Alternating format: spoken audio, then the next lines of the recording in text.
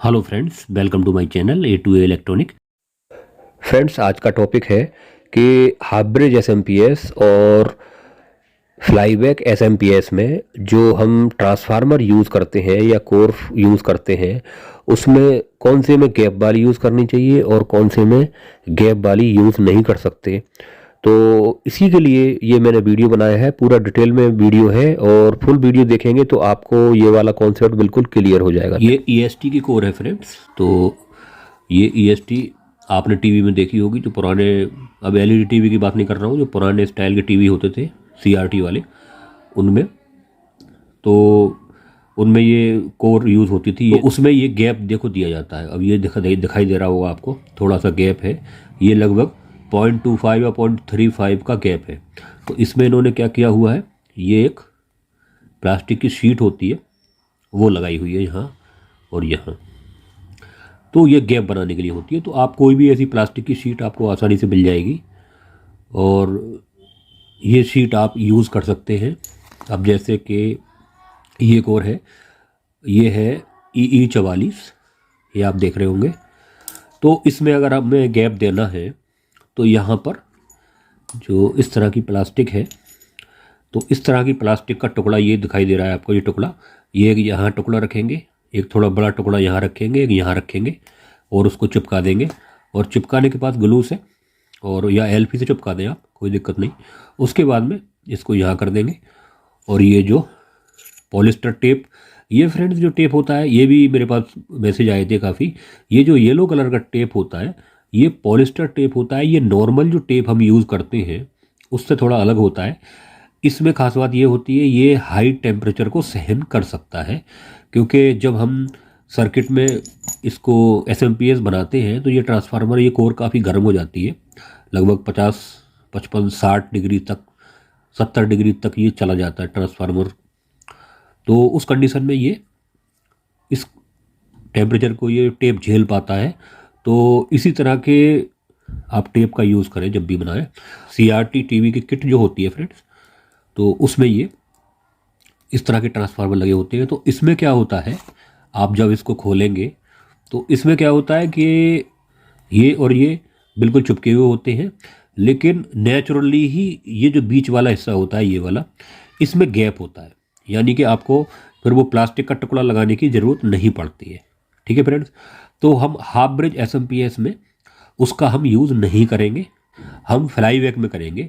और fly back SMPS और half bridge SMPS में एक ही अंतर होता है। फ्लाई बैक एसएमपीएस, जैसे कि मैंने ये एक सर्किट दिखाया हुआ है, ये फ्लाई बैक एसएमपीएस का एग्जाम्पल है। तो इसमें एक ट्रांजिस्टर लगा हुआ है, या ट्रांजिस्टर न लगा हो तो यहाँ मॉसफेट लगा हुआ हो। तो यहाँ फ्लाई बैक एसएमपीएस में फ्रेंड्स कभी भी आप देखेंगे तो उसमें एक ट्रांजिस्टर या एक मॉसफेट ही आपको दिखाई देगा, यानी कि स्विचिंग डिवाइस जो होगी वो एक होगी। लेकिन अगर हाफ ब्रिज का अगर हम एग्जाम्पल लेंगे तो मैं एग्जाम्पल आपको दिखा देता हूँ। ये है हाफ ब्रिज का एसएमपीएस का एग्जाम्पल। तो ये यहाँ पर हम स्विचिंग डिवाइस, दो डिवाइस ले रहे हैं। ये मॉसफेट यहाँ लगाए हुए हैं, आप देख रहे होंगे। तो यहाँ दो मॉसफेट लगाए हुए हैं और इस कंडीशन में हम यहाँ विदाउट गैप की कोर का इस्तेमाल करते हैं। ये आप देख रहे हैं, ये ऐसे हम लगाएंगे, इसमें कोई भी हमें गैप देने की ज़रूरत नहीं है और गैप वाली कोर का हम इसमें यूज़ नहीं करेंगे। जो फ्लाईबैक एसएमपीएस है उसमें फ्रेंड्स जो गैप हम देते हैं उसका मुख्य कारण है कि फ्लाईबैक एसएमपीएस जो काम करता है वो थोड़ा अलग तरीके से काम करता है।